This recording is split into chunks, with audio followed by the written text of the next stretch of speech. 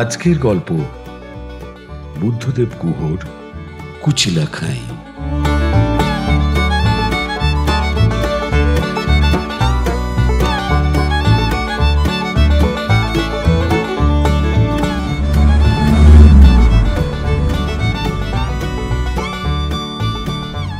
জিপের steering ধরা বাঁ হাতের কবজির দিকে তাকালাম।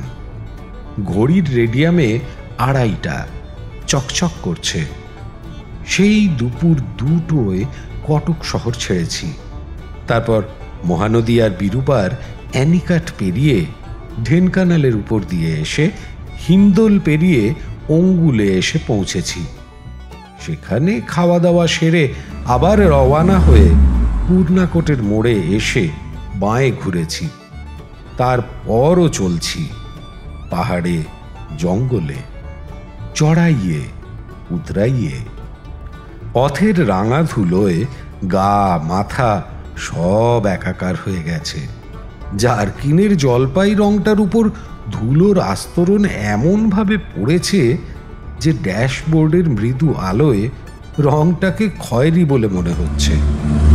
জিপের হেডলাইটে দেখলাম সামনেই একটা শালের খুঁটির গায়ে সাদা এক ফালি তক্তার উপর কালোতে লেখা টুলকা ফরেস্ট রেস্ট হাউস।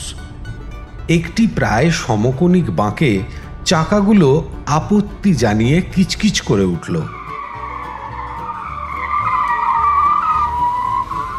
ঢুকে পড়লাম টুলকার বাংলোর হাতায়। সামনে পড়ে রইল হিমে ভেজা ভুরান্ডির রাস্তা, গাঢ় অন্ধকারে একটা ফ্যাকাশে স্বপ্নের মতো। তারপর কখন ঘুমিয়ে পড়েছি মনে নেই। ভোর হয়েছে। কুচিলা খাই ডাকছে পাহাড়ের উপরের কুচিলা গাছ থেকে। হকক হকক হকক হ কক হ কক ক হ্যাক হ্যাক দিল ঘুমটার 12টা বাজিয়ে। এমন অসভ্য অভদ্র পাখি ভারতবর্ষের পাহাড় জঙ্গলে আর দুটি নেই। অনেক পাখি ডাকে বটে, তবে তাদের ডাক এমন শ্রুতিকটু কিংবা অপ্রয়োজনীয় নয়। কোটরার বাচ্চা যেমন বিনা কারণে লাফায়, এরা তেমনি বিনা কারণে ডাকে। সব সময় খাই খাই করছে, আর বিরাট বিরাট ডানা আর বিশ্বলোভী ঠোঁট দিয়ে যা পাচ্ছে তাই ঠোকরাচ্ছে। এমন লম্ফজম্পমান পাখির তেলে বাত সারবে না তো বাত সারবে কিসে? ভেবেছিলাম অনেকক্ষণ ঘুমুবো, হলো না তা। জানলা দিয়ে ডিসেম্বরের সুনীল আকাশ দেখা যাচ্ছে। এমন আশাবাদী আকাশ বহুদিন দেখিনি। ঝকঝকে রোদ্দুর, হাওয়ায় উঠছে ছুটি ছুটি ছুটি। কম্বলটা সরিয়ে উঠে বসলাম চৌপায়াতে। উঠে বসতেই দেখলাম বাংলোর পাশের ফাঁকা জায়গাটাতে কুয়োতলার কাছে কাপড় শুকোনোর দড়িতে কি একটা গোলাপি পদার্থ ঝুলছে। চোখ কচলে ভালো করে দেখলাম। প্রথমে বিশ্বাস হলো না, ভাবলাম কাল রাতের নেশা কাটেনি। কিন্তু আবার ভালো করে চাইতেই ইচ্ছা না করলেও পদার্থটির উপস্থিতি বিশ্বাস করতে হলো। একটা গোলাপি রঙা নাইলন প্যান্টি।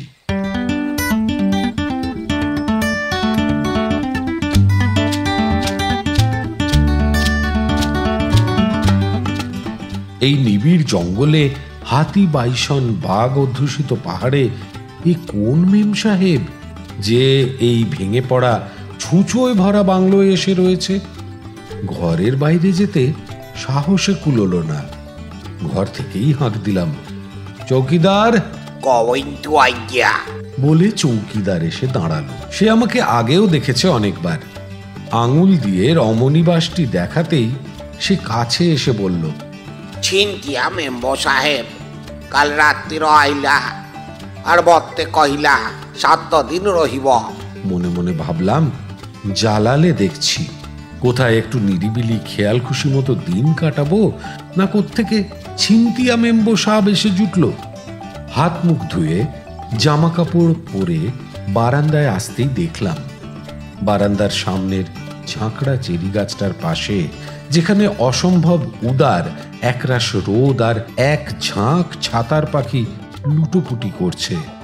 ঠিক সেইখানটিতে বেতের চেয়ার পেতে একটি বিদেশি মেয়ে বসে আছে, বাংলোর সামনের পাহাড়টার দিকে চেয়ে।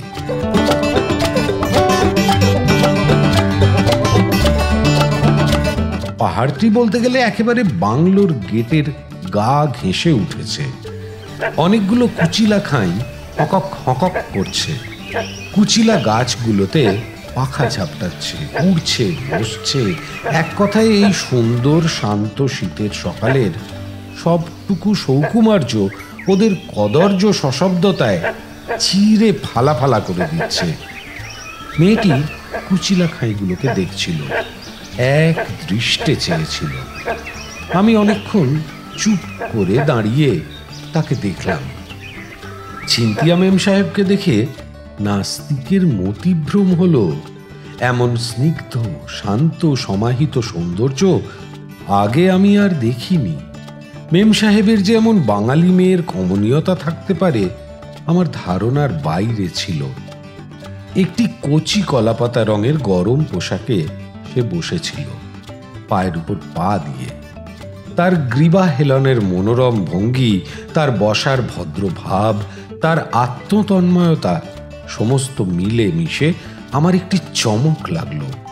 এই সুস্নাতা সুগন্ধি বিদেশি মেয়েটি প্রকৃতির অন্য অনেক সুন্দরী ফুলের মতো এখানে এই টুলকার জঙ্গলে আমার চোখকে তৃপ্ত করবে বলে কাল রাতেও ভাবতে পারিনি।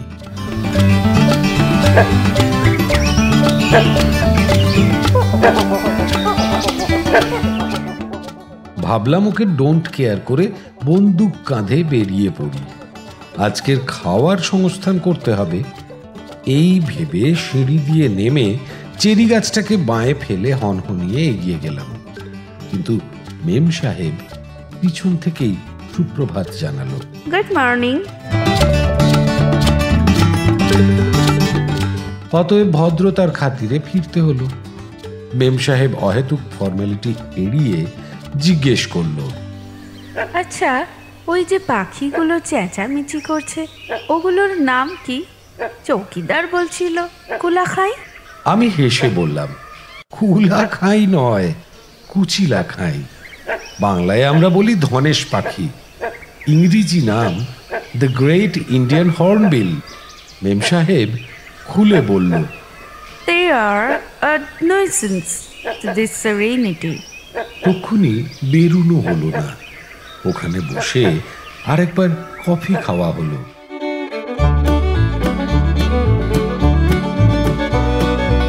সিনথিয়া জোন্স বলল, আমি এসে পড়াতে নাকি খুব ভালো হলো। এক ধরনের বিশেষ লতা সম্বন্ধে গবেষণা করছে ও। আমি শিকারে প্রায়ই এখানে আসি শুনে ও বলল, তাহলে তো খুব ভালোই হলো। আপনার এখানের জঙ্গল পাহাড় সব চেনা আছে। তাছাড়া কাল তো আমি বিকেলে হাতির তাড়া খেয়ে পালিয়ে বেঁচেছি। শিকার তো প্রত্যেকবারই করেন, এবার একটু অবলার সহায় হন, নইলে আমায় শূন্য হাতে ফিরতে হবে। লতা সংগ্রহ হোক আর না হোক, ভয়মুক্ত হয়ে জঙ্গলে পাহাড়ে বেরিয়ে বেড়ানোটাও তো একটা আনন্দের মতো আনন্দ। আমি বললাম, তথাস্তু, তবে একটু আধটু শিকার তো করতেই হবে। পট হান্টিং নইলে খাবেন কি? সিনথিয়া বলল। কেন, টিনের খাবার সব সঙ্গে আছে। আমি বললাম, টিনের খাবারে আমার অরুচি। এখন উঠি, গোটা 2 মুরগি মেরে আনি। কিন্তু তক্ষুনি ওঠা হলো না। সিনথিয়া উঠতে দিল না, বলল, বসুন না একটু, এমন সুন্দর সকাল, গল্প করা যাক। সিনথিয়া অনেক কথা জিজ্ঞেস করলো। আমার নাম কি, কি পেশা, শিকার করতে ভালোবাসি কেন, আর কোনো নেশা আছে কিনা, কি কি জানোয়ার মেরেছি, ইত্যাদি ইত্যাদি। প্রচুর ছেলে মানুষই প্রশ্ন। অন্য জায়গা এবং অন্য লোক হলে হয়তো সব কথার উত্তর দিতাম না, কিন্তু লোকে যখন আমার মতো ছুটি কাটাতেই আসে তখন একটা অকেজো ছেলে মানুষের রেশ মাখানো থাকে সেই সমস্ত ছুটিটাতে, বরঞ্চ এখন বুড়ো মানুষই করতেই মন চায় না। শেষকালে আড্ডার মায়া কাটিয়ে উঠলাম। বন্দুকটা নিয়ে বাংলোর হাতা পেরিয়ে পাহাড়ের নিচের সুঁড়ি পথে হারিয়ে গেলাম। আসবার সময় সিনথিয়া বলল, তাহলে মারবেনই মুরগি, ছাড়বেন না? আমি বললাম, আগে মারি। ও বলল, তবে মারুন, রান্না কিন্তু আমি করব। ভাবলাম, আরে এই যে গৌরীপুরী বৌদি আমার, কোথায় কোন থালায় কার হাতে যে কার ভাত বাড়া থাকে তা কি কেউ জানতে পায়?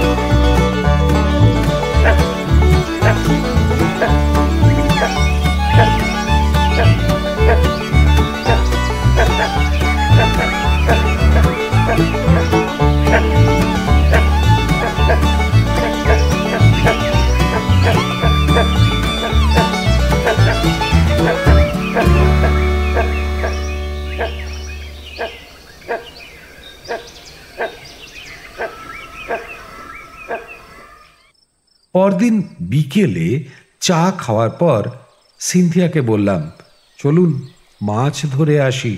কোত্থেকে? কেন, ভুরান্ডির পথে যে জলপ্রপাতটা আছে সেখান থেকে। আছে বুঝি জলপ্রপাত? নেই নাকি, দেখেননি এখনো? না তো। চলুন নিয়ে যাচ্ছি, বাংলো থেকে বড় জোর 2 ফারলং হবে।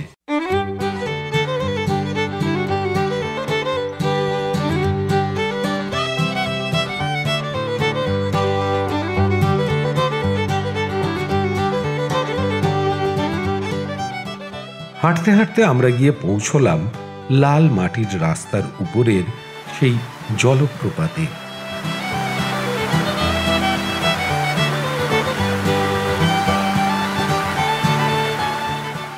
বেশ উঁচু থেকে জল পড়ছে ঝরঝরিয়ে, নিচে বেশ গভীর জল, একটা পুকুরের মতো হয়েছে সেখানে।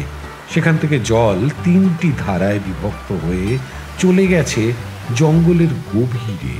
জলটা উপর থেকে যেখানে পড়ছে সেখানে হাজার হাজার শ্বেত সাপের মতো ফেনা কিলবিল করছে, আর বড় বড় মহাশোল মাছ লাফিয়ে লাফিয়ে উঠছে জলের স্বচ্ছ ফোয়ারায়। সিনথিয়া তো দেখে অবাক। ওয়াও, বাংলোর এত কাছে এমন সুন্দর জায়গা, অথচ আগে আসিনি।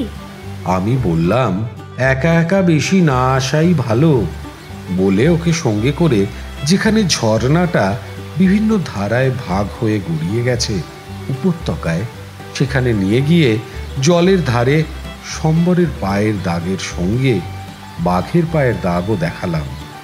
সিনথিয়া একটুও ভয় না পেয়ে বলল, আমাকে একদিন বাঘ দেখাবেন? হেসে বললাম, বাঘ দেখাবো কিনা হলপ করে বলতে পারি না, তবে দেখতে চাইলে বাইসন চড়ুয়া মাঠে নিয়ে গিয়ে বাইসন দেখাতে পারি। বাচ্চা মেয়ের মতো ভুরু নাচিয়ে বলল। তবে তো আরো ভালো হয়। আমি বললাম, বেশ তো, দেখাবো বাইসন, পুরো দলটা নিশ্চয়ই দেখাবো। একটা বড় পাথরের উপর বসে আমরা ছিপ ফেলছিলাম, হাত ছিপ, তবে সুতো মজবুত। আস্তে আস্তে বেলা পড়ে আসছিল। শীতের বনে জঙ্গল পাহাড়ে আসন্ন সন্ধ্যায় কি যে সে এক করুণ রাগিনী বাজতে থাকে তা কি বলবো। ঘরের মানুষকে শেষুর ঘরে ডাকে, প্রিয়জনকে শেষুর কাছে টানে, আর আমার মতো খোদার ষাঁড়কে আরো বাউন্ডুলে করে তোলে।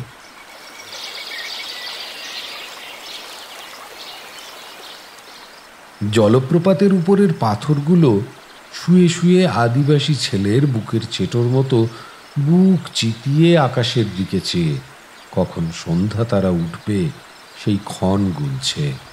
সেখান থেকে একটি ময়ূর বারবার ডেকে উঠছে, কেয়া কেয়া।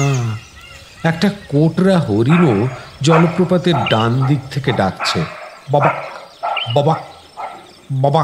রাইফেলটা হাতের কাছে টেনে রাখলাম। এই টানছে টানছে, ফাতনা ডুবলে। চেঁচিয়ে উঠল সিনথিয়া। আমি বললাম, টানো টানো। এক হ্যাঁচকা টান মারল সিনথিয়া। মাছটা শেষ সূর্যের আলো আর জলপ্রপাতের জলের ছটায় মুক্তির জন্য শেষবারের মতো ঝিকমিক করে উঠল।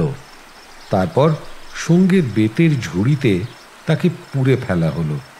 সিনথিয়া আনন্দে লাফাচ্ছিল। একটা আকাশি নীল রঙা স্কার্ট আর ফিকে গোলাপি হাতাওয়ালা উলের সোয়েটার পরেছে ও। ওর নরম স্বপ্নীল সোনালি চুলে জলের গুড়ি হাওয়ায় এসে জমছে।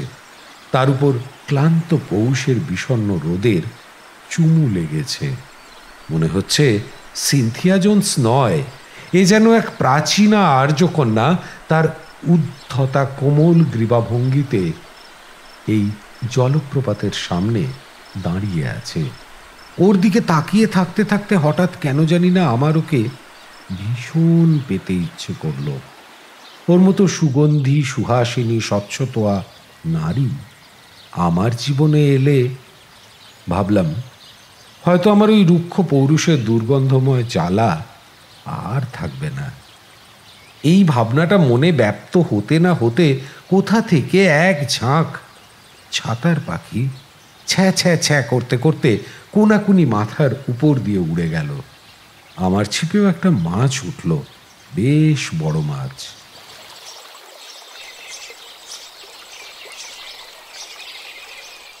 এদিকে সন্ধ্যা এসে জলপ্রপাতের মাথায় তার কালো চুল মেলে দাঁড়িয়েছে। দেখলাম কৃষ্ণপক্ষের রাত। সন্ধ্যা তারাটি পিদিম হাতে পথ দেখাতে এলো। বনের পাতায় শিরশিরানি তুলে তার পিছু পিছু একটা হাওয়াও এলো।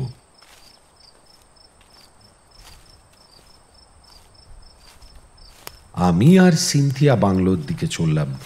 চলতে চলতে সিনথিয়া বলল, কোটাম, চলো আমরা এখানে সাঁতার কাটবো, আপত্তি আছে তোমার? আমি বললাম, আপত্তির কিছু নেই, তবে সাঁতার কাটার চেয়ে শুধু স্নান করাটাই ভালো হবে।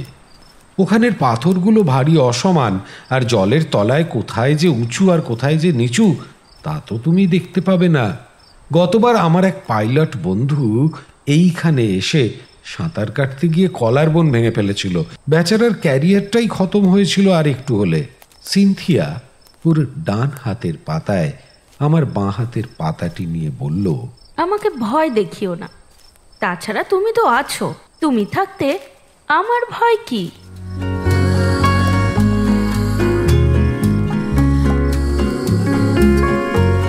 এমনভাবে সিনথিয়া কথাটা বলল যেন আমার উপর ভরসা করেই এই অবলা নারী এই রকম একটা জায়গায় লতা খুঁজতে এসেছিল। তবু যাকে ভালো লাগে, যার সঙ্গ ভালো লাগে, যার হাতে হাত ছোঁয়ালে শিশু বয়সে মার স্তনে হাত ছোঁয়ানোর মতো আশ্বস্ত মনে হয়, সে যদি এমন করে বলে যে আমি আছি জেনে সে নিশ্চিন্ত, তবে তার চেয়ে বড় কিছু প্রাপ্তি আছে বলে তো আমি জানি না। যাকে ভালো লাগে কিংবা যাকে ভালোবাসি তার সবটুকু বিশ্বাস যদি আমার উপর নষ্ট হয়, তাহলে আমি তার জন্য কি না করতে পারি, হয়তো প্রাণও দিতে পারি।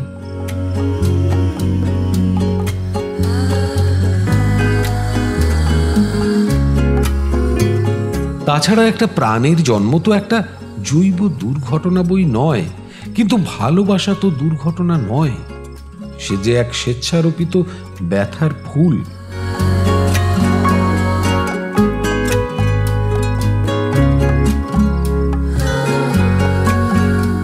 যার অবয়ব নেই, তবু নড়লে চড়লে সে ঝুমঝুমিয়ে বাজে। সিনথিয়াকে দেখে যে আমার ভারতীয় বলে মনে হয়েছিল তার কারণ ছিল। ওর মা ভারতীয়, বাবা ইতালীয়। পরে অবশ্য বিচ্ছেদ হয়ে গেছিল দুজনের। তার বেশি কথা ওর সম্বন্ধে জানতে পারিনি এবং জানতেও চাইনি। তাছাড়া ও নিজের থেকে খুশি মনে নিজের সম্বন্ধে যা বলেছিল তাই শুনেছিলাম।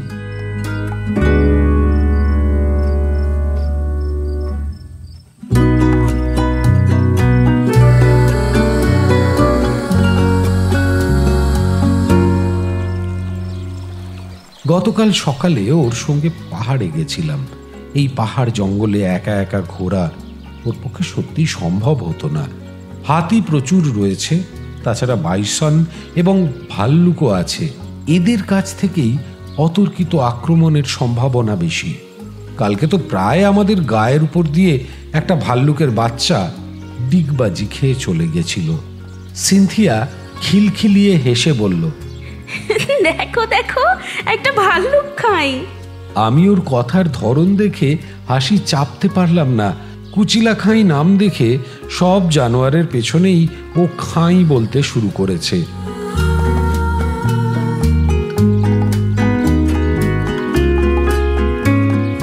জঙ্গলে পাহাড়ে চৈতন্য হবার পর থেকেই ঘুরে বেড়াচ্ছি। অনেক গাছ দেখেছি, অনেক ফুল দেখেছি, অনেক লতা দেখেছি, অথচ তাদের সকলের বৈজ্ঞানিক নাম কখনো জানিনি। তাদের স্থানীয় নাম জেনেছি, তাদের ভালোবেসেছি এই পর্যন্ত। এই যে জঙ্গল, এতে আসন, শাল, পিয়াশাল, সেগুন, কুচিলা, মহুয়া এবং নানা রকম বাঁশে ভরা। একরকম মোটা সোটা গাঁট্টা গাঁট্টা বাঁশ দেখিয়ে সিনথিয়া বলেছিল, এদের নাম কি জানো? ব্যাম্বুসা রোবাস্টা, আর ওইটা কি বলতো? ব্যাম্বুসা রেনসিয়া। যখনই ফুল ধরতে শুরু করবে তখনই এদের মরবার পালা শুরু হবে, শুকিয়ে যাবে ধীরে ধীরে। আমি বললাম, বাহ, চমৎকার নিয়ম তো। মানুষদের জীবনেও এরকম হওয়া উচিত। ফুল ধরবার পরে বেঁচে থাকবার কি মানে হয় জানি না। মৃত্যু সার্থকতার অনুগামী হওয়াই উচিত। সার্থকতার পর বাঁচবার মতো কোনো যথেষ্ট অনুপ্রেরণা আমাদের নেই। সার্থক হবার চেষ্টাই তো জীবন। তুমি কি বলো? সিনথিয়া নীল রঙা একগুচ্ছ ফুল হাতে দোলাতে দোলাতে বলল, মৃত্যু যদি সার্থকতার অগ্রগামী হয় তাহলে? আমি কিছু বলি না, আমি শুধু শুনি। গাছপালার মসৃণ গা বেয়ে উদার সূর্যের সহস্র সোনালী আঙুল সমস্ত বনভূমির শরীরে আদর ছোঁয়াচ্ছিল। আমরা হাঁটছিলাম। শিশির ভেজা ঘাস, লতাপাতা থেকে একটা অদ্ভুত গন্ধ বেরোচ্ছিল। তার সঙ্গে কত শত নাম না জানা ফুলের গন্ধ মিশে মন্থর শীতার্ত হাওয়ায় রোদের আঙুলে কাঁপছিল। নানা রকম হিবিস্কাসের মুখে সকলের মুখের ছবি দেখছিলাম। সিনথিয়া আপন মনে এক একটা বিরাট উদ্ভিদ বিজ্ঞানের নাম বলছিল, প্রায় স্বগতোক্তির মতো। আর সেই নামের বহর শুনে যে লতা, যে ফুলকে ছোটবেলা থেকে দেখেছি, তাদের খুব হঠাৎ রাশভারী মনে হচ্ছিল। আমি বললাম, এমারসনের সেই কবিতাটা পড়েছ? কোন কবিতা? সিনথিয়া বলল, যতটুকু মনে ছিল আমি তাই আবৃত্তি করলাম। But these young scholars who invade our hills, bold as the engineer who fills the wood, love not the flower they pluck and know it not, and their botany is Latin names. Cynthia বলল, superb, সুপারব। আচ্ছা গোটাম, তুমি এই জঙ্গল পাহাড়কে খুব ভালোবাসো না?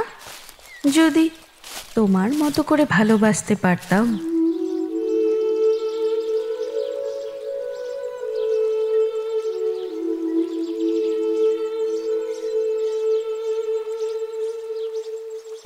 আমি বললাম, তোমার ভালোবাসা জঙ্গল পাহাড়ের মতো নির্জীব বস্তুতে অপচয় করবে কেন? ভালো যদি বাঁচতে চাও তো তোমার কি পাত্রের অভাব?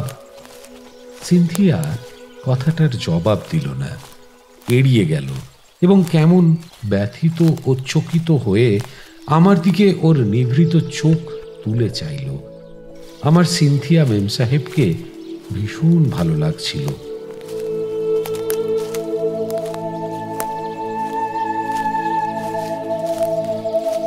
জীবনে যা আমি বরাবর ভয় করে এসেছি সরবে যার বিরুদ্ধে প্রচার চালিয়েছি সেই নীড় বাঁধার মতো লজ্জাকর ও স্থাবর মনোবৃত্তিটা আমারও মনের কোণে উকিঝুঁকি মারতে লাগলো।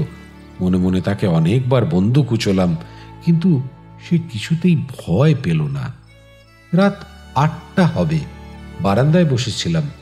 বাংলোর সামনে কিছুই চোখে পড়ে না। জমাট বাঁধা কালো অন্ধকার চোখের সামনে মনের জমাট বাঁধা ভাবনার মতো ভারী হয়ে বসে আছে।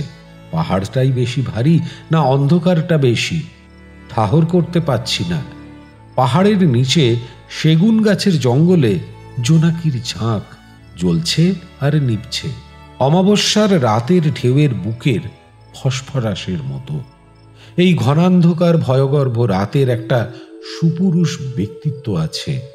এই অন্ধকার রাতে বন পাহাড় যেমন ভাবে অদৃশ্য ও অসাধারণভাবে ব্যক্ত হয়, তেমনি আর কোনো সময়ে নয়। প্রকৃতির বুকের কোরকে যে শক্তিমান পুরুষ বাস করেন, সেই পুরুষ এই অন্ধকারে প্রতীয়মান হন। যাদের চোখ আছে তারাই তাকে দেখতে পায়। বাংলোর পেছনে সারি সারি আলপনা দেওয়া ছোট ছোট মেটে ঘর, ছোট উঠোন, পাতকুয়ো, দু একটি শান্ত বিজ্ঞ গরু, গুটিকয় চঞ্চল পোষ্য মুরগি এবং অনেক নগ্ন অসুস্থ অথচ সদা হাস্যময় শিশু। এই নিয়ে টুলকা গ্রাম। এখন রাত নেমেছে। কালো রঙের তুলির আঁচড়ে সব মুছে গেছে, নিষ্পন্দ হয়ে রয়েছে। গ্রামের পেছনের ধান খেতে হাতি নেমেছে।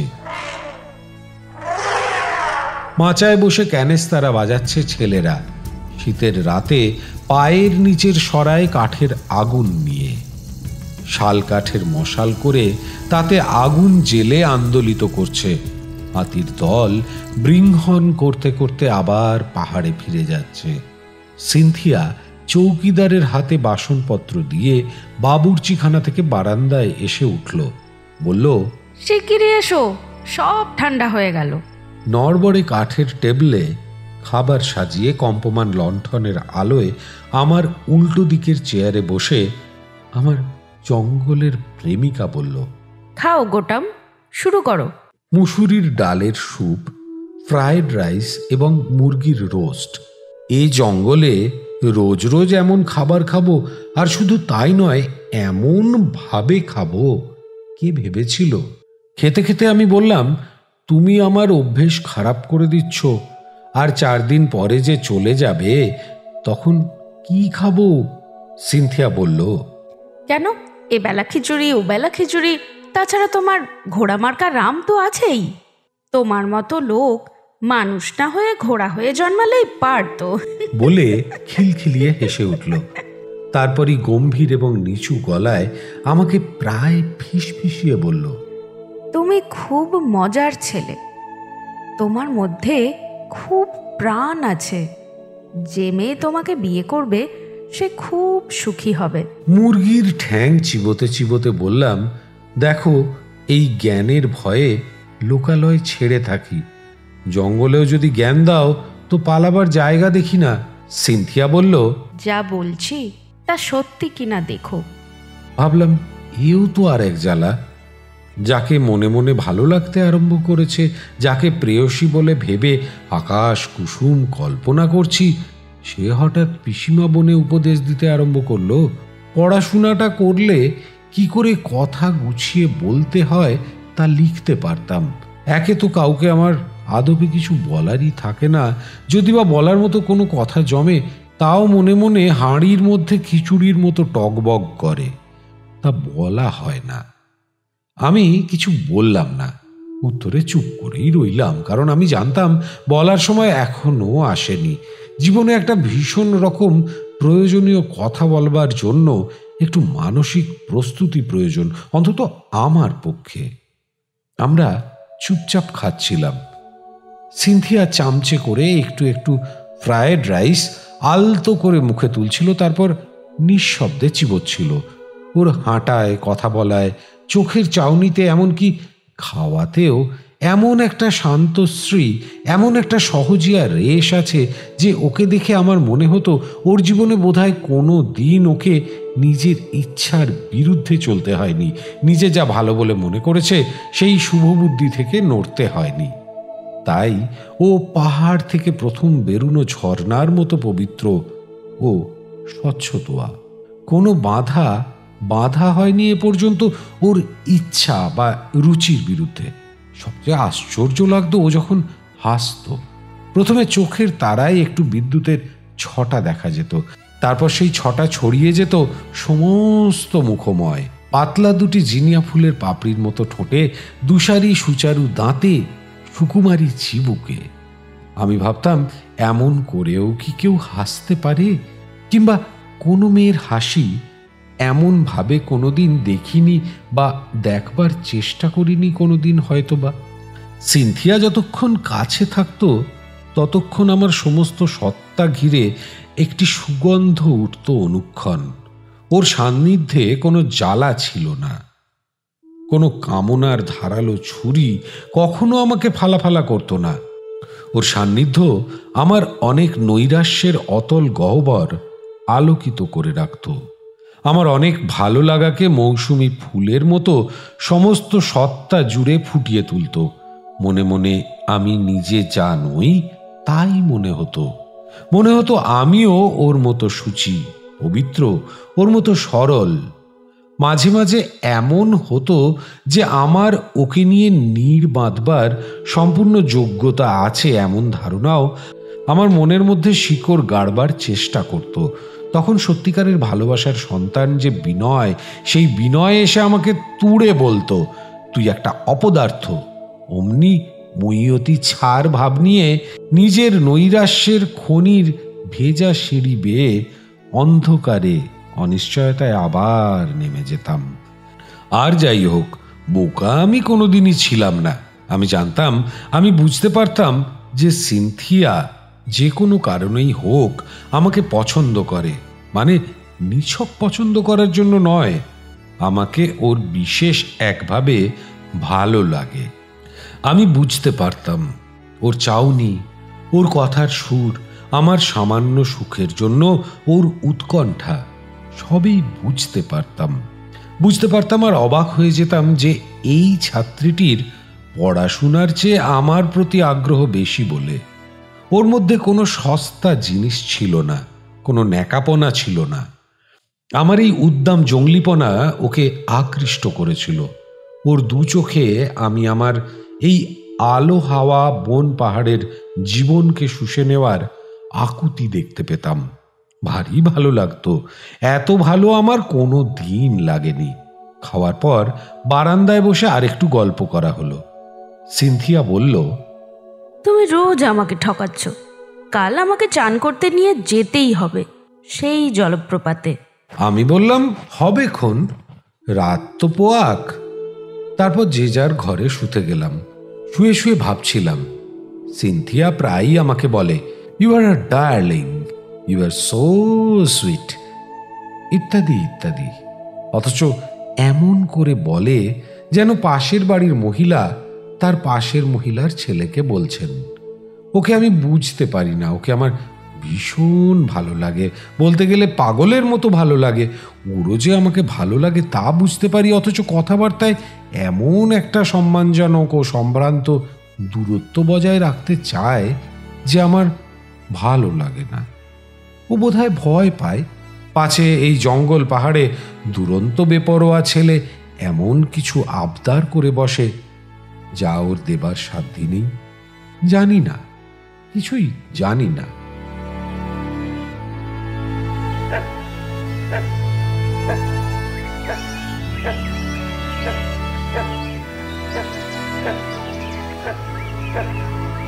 কুচিলা খাইয়ের ডাকের জন্য কোনোদিন ভালো করে ঘুমোনোর জোট নেই। রোজ সকালে, আর শুধু সকালে কেন, সমস্ত সময়ই তো হকক হকক হকক হ্যাঁক হ্যাঁক করছে।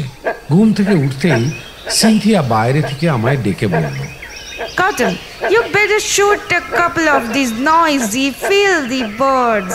They are telling on my nerves. চৌপায়াতে বসে বসেই বললাম, কেন, তোমার কি বাত হয়েছে নাকি? সিনথিয়া রেগে বলল, না না, সত্যি বলছি, এই পাখিগুলোকে আমি আসা অবধি সহ্য করতে পারছি না।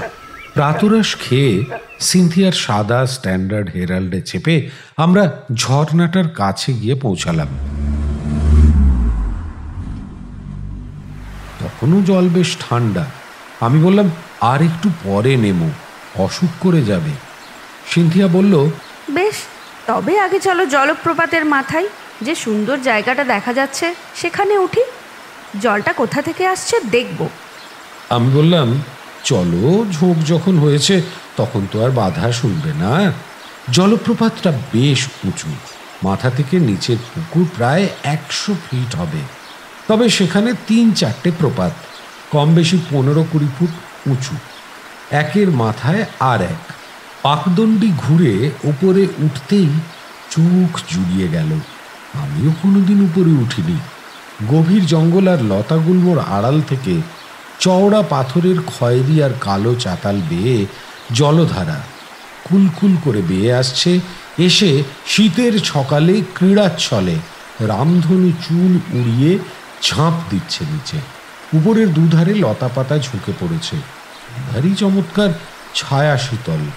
রোদে পাথর যতটুকু গরম হয়েছে তাতে তার ওপর শুয়ে থাকতে ভারী আরাম। জলধারার দুধারে থোকা থোকা কি একটা জংলি লতায় ফিকে নীল ফুল ফুটে আছে। পাথরের কালচে খয়েরিতে, জলের ফেনিল সাদাতে আর এই নীল লতার নীলে কেমন একটা অপার্থিব ছবি হয়েছে, সে কি বলবো। সিনথিয়া লতাগুলোর কাছে গেল, তারপর বলল, এগুলোর নাম কি জানো? Passion flower. এগুলো জংলি লতা মোটেই নয়, নিশ্চয়ই কোনো শৌখিন লোক এখানে এনে কোনোদিন লাগিয়ে গেছিল। সিনথিয়া বলল, আমি এমন জায়গা ছেড়ে নিচে যাচ্ছি না। সেই জলধারা ধরে সামান্য এগোলেও বেশ গভীর 2-3টি জায়গা আছে যেখানে জল এক কোমর থেকে বুক অবধি। সবচেয়ে মজা হচ্ছে এখানে জল একেবারে ফটিক স্বচ্ছ, মন হারালে মন কুড়িয়ে নেওয়া যায়। সিনথিয়া ফ্লাস্কে করে কফি বানিয়ে এনেছিল। আমি বললাম, তুমি চান করো, আমি কফি খাই। ও বলল, তুমি চান করবে না নাকি? আমি বললাম, করবো, জল একটু গরম হোক। হালকা গোলাপি রঙের একটা সাঁতারের পোশাক পরেছিল সিনথিয়া।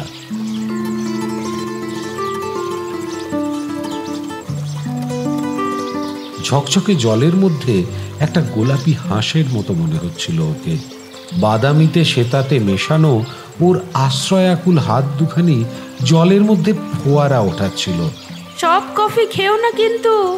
আমি কফিতে চুমুক দিচ্ছিলাম আর ভাবছিলাম, এ কদিন শিকারে আমি প্রায় গেলামই না, অথচ কি করে যে কটা দিন কেটে গেল টেরই পেলাম না। সিনথিয়া তো আর 2 দিন বাদেই চলে যাবে, তারপর সময়টা সকালবেলার কুয়াশার মতো একেবারে আমার উপর চেপে বসবে। তবু বেশ কাটলো এই কটা দিন। এত কাছে থেকে এত দূরে কি করে থাকতে হয়, সিনথিয়ার কাছে তা শেখার আছে।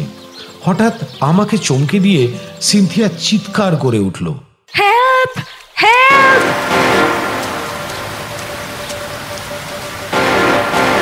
তাকিয়ে দেখি জলের তোড়ে সিনথিয়া নিচে প্রপাতের দিকে ভেসে চলেছে আর প্রাণপণে হাত পা দিয়ে নিজেকে বাঁচাবার চেষ্টা করছে। সেখান থেকে প্রথম প্রপাতটি বড়জোর 30-40 ফিট হবে। কাণ্ডজ্ঞান রহিত হয়ে লাফিয়ে পড়লাম জলে। জল তো সেখানে সামান্য, হাঁটুও নয়, কিন্তু কি পিছল! লাফাবার সঙ্গে সঙ্গে এক প্রচণ্ড আছাড় খেলাম। হাঁটুতে এমন একটা চোট লাগলো পাথরের উপর পড়ে যে মনে হলো অজ্ঞান হয়ে যাব। অজ্ঞান যে কেন হলাম না জানি না, কিন্তু সিনথিয়া বেঁচে গেল। আমার পাশ দিয়ে ভেসে যাবার সময় ওর হাত আমার হাতে লাগলো এবং আমি প্রায় শোয়া অবস্থাতেই হ্যাঁচকা টান দিয়ে একটা বড় পাথরে 2 পায়ে ভর রেখে ওকে আমার কাছে টেনে আনলাম। ভয়ে বেচারির মুখ চোখ শুকিয়ে গেলেও ওর ঠোঁটে সেই আশ্চর্য হাসিটি লেগেই ছিল। কিছুটা অভাবনীয়তায়, কিছুটা প্রাণ প্রাপ্তির আনন্দে ও অস্ফুটে কি যেন বলে উঠল, বুঝলাম না। সিনথিয়াকে বাঁচাতে পেরে যে আনন্দ হলো না তা নয়, কিন্তু হাঁটুটাকে বোধহয় আর কোনোদিন সোজা করতে পারবো না। আমরা দুজনে কোনো রকমে গড়িয়ে গড়িয়ে কিনারে এসে পৌঁছলাম। তারপর সিনথিয়া নিজে প্রথমে উঠে আমাকে উঠতে সাহায্য করলো। কোনো রকমে পাথরে পৌঁছে চিত হয়ে শুয়ে পড়লাম। হাঁটুটার মাংস একেবারে থেঁতলে গেছিল, তার উপর রক্ত চোঁয়াতে শুরু করেছিল। সিনথিয়া কি করবে বুঝতে পারছিল না। প্রথমে হাত দিয়ে রক্তটা মুছবার চেষ্টা করলো, তারপর হঠাৎ অভাবনীয়ভাবে আমার বুকে ঝাঁপিয়ে পড়ে আমার কপালে চুমু খেলো।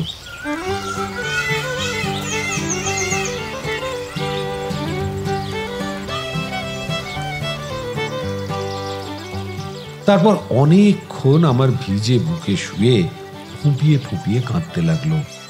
ওরকম চাপা মেয়ে যে কি করে এমন বেহিসাবি হলো ভাবতে পারছিলাম না। আমি কনুইতে ভর দিয়ে উঠে বসার চেষ্টা করে বললাম, তুমি কি পাগল হলে বোকা মেয়ে? আমার কিছু হয়নি। সিনথিয়া তবু শুনল না।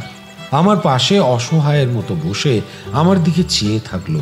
সোনালি চুলে মোড়া ওর জল ভেজা শ্বেতা গ্রীবার দিকে তাকিয়ে একটি রাজহাঁসের কথা আমার মনে হলো, যাকে আমি গুলি করেছিলাম, তারপর বাঁচাবার চেষ্টা করেছিলাম, কিন্তু বাঁচাতে পারিনি।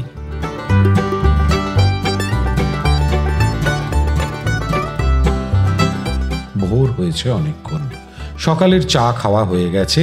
বারান্দায় ইজি চেয়ারে বসে আছি, হাঁটুতে ব্যান্ডেজ বেঁধে। লোকজন জোগাড় করে বাঁশ দিয়ে স্ট্রেচার বানিয়ে সিনথিয়া ঝর্ণার ওপর থেকে আমাকে কাল নামিয়ে নিয়ে এসেছিল। নিজে গাড়ি চালিয়ে পূর্ণাকোট থেকে ডাক্তার এনেছিল। ডাক্তার ব্যান্ডেজ করে দিয়ে গেছেন আর বলেছেন যে হাড় ভাঙেনি, তবে বিশ্রামের প্রয়োজন। সমস্ত বন পাহাড় রোদে ঝলমল করছে। বারান্দার থামগুলোর ছায়ার সঙ্গে রোদটা কাটাকুটি খেলছে। সিনথিয়া বাংলোর সামনে নুড়ি বিছানো ড্রাইভে পায়চারি করছে। প্রথম যেদিন আমরা ঝর্ণায় যাই মাছ ধরতে, সেদিনকার সেই পোশাকটি পরেছে সিনথিয়া। ফিকে নীল স্কার্ট, আধ ফিকে গোলাপি সোয়েটার। সিনথিয়াকে দেখছি চুপ করে বসে। যেতে আসতে চোখাচোখি হলেই ও চোখ নামিয়ে নিচ্ছে। কি যেন ভাবছে ও, বোধহয় কালকের কথা, বোধহয় ভেবে লজ্জা পাচ্ছে। আমিও ভাবছি ওকে দু একদিনের মধ্যেই বলবো সেই কথাটা, বুলবুলি পাখির সঙ্গে বাসা বাঁধার কথা। এমন সময় দুটো কুচিলাখাই পাখি পাহাড় থেকে উড়ে এসে চেরি গাছটার ডালে বসে কুৎসিত গলায় ডাকতে লাগলো, হ্যাক হ্যাক হ্যাক। সিনথিয়া যেন ভূত দেখার মতো চমকে উঠল। পাখি দুটো প্রকাণ্ড ঠোঁট দুটো দিয়ে ডালে ঘষতে লাগলো আর বিরাট বিরাট ডানা দুটো ঝাপটাতে লাগলো। সিনথিয়া দৌড়ে আমার ঘরে ঢুকে শটগানটা নিয়ে এসে বলল, মারো তো গোটাম, মারো তো, এগুলো সব সময় আমাকে ভয় দেখায়। ইজি চেয়ারে বসে বসেই গুলি করলাম। সঙ্গে সঙ্গে পাখি গাছের ডালেই লটকে রইল মগডালে, অন্যটা হক হক করতে করতে উড়ে গেল। কিছুক্ষণ আগে থেকে জঙ্গলের মধ্যে একটা দূরাগত গাড়ির ইঞ্জিনের গুনগুনানি শুনতে পাচ্ছিলাম। এখন গাড়িটা দেখা যাচ্ছে, একটা কালো গাড়ি। কাছে এলো গাড়িটা।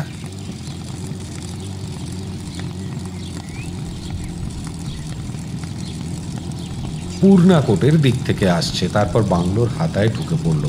দেখলাম একটা কালো রোলস রয়েস গাড়ি, সামনে কোনো দেশীয় রাজ্যের পতাকা উঠছে পথপতিয়ে। গাড়িটা এসে বাংলোর সামনে দাঁড়ালো। উর্দি পরা সোফার এসে পেছনের দরজা খুলে ধরল। একজন মোটা সোটা ছোটখাটো ভদ্রলোক নামলেন। পরনে দামি স্যুট, মাথায় স্ট্র হ্যাট। বয়স কম করে 50 হবে। হঠাৎ সিনথিয়ার দিকে তাকিয়ে আমি অবাক হয়ে গেলাম।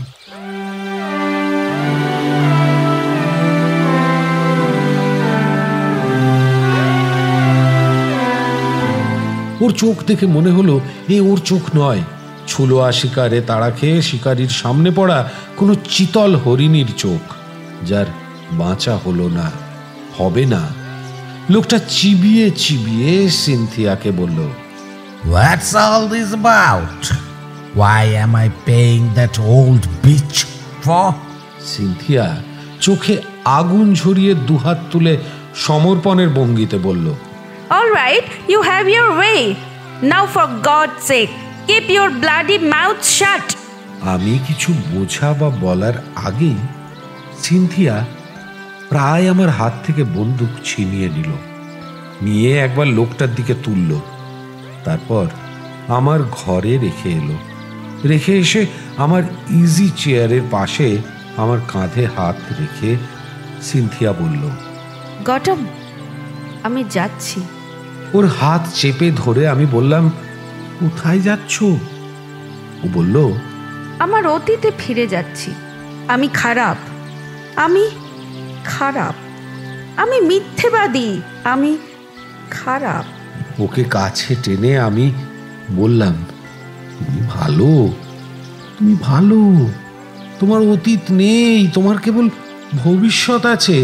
সিনথিয়া আমার মুখের দিকে চেয়ে এক মুহূর্ত যেন কি ভাবলো, তারপর লোকটার দিকে আঙুল দেখিয়ে ফিসফিসিয়ে বলল, এটা আর একটা কুচিলা খাই। এক মুহূর্ত চুপ করে থেকে সিনথিয়া বলল, চললাম গৌতম, তোমাকে মনে থাকবে, আমাকে ভুলে যেও। বলতে বলতে সিঁড়ি বেয়ে নেমে দৌড়ে গাড়িতে উঠল। আমি চেঁচিয়ে উঠলাম, সিনথিয়া, সিনথিয়া! কিন্তু উত্থান শক্তি রহিত আমার চিৎকার ডুবিয়ে দিয়ে মহারাজার গাড়ির আওয়াজ বাংলোর হাতা পেরিয়ে গেল।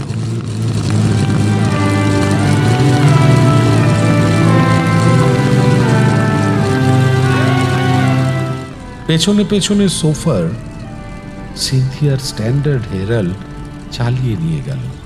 সেই ভাঙা সকালের রাঙা আলোয় আমি একা একা বসে রইলাম টুলকার বাংলোর বারান্দায়। হাওয়ার দোলায় মরা কুচিলাখাই পাখিটার পালকগুলো আন্দোলিত হচ্ছিল। একবারের জোর হাওয়ায় মরা পাখিটা ধপ করে নিচে পড়ল। পাখিটার দিকে তাকিয়ে থাকতে থাকতে আমার বড় কষ্ট হলো সিনথিয়ার জন্য।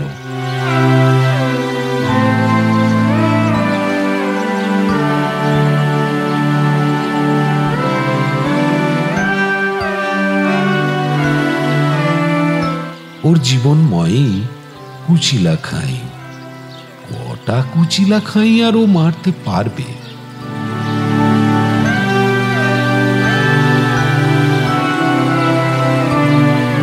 এতক্ষণ শুনলেন বুদ্ধদেব গুহর লেখা গল্প কুচিলা খাই।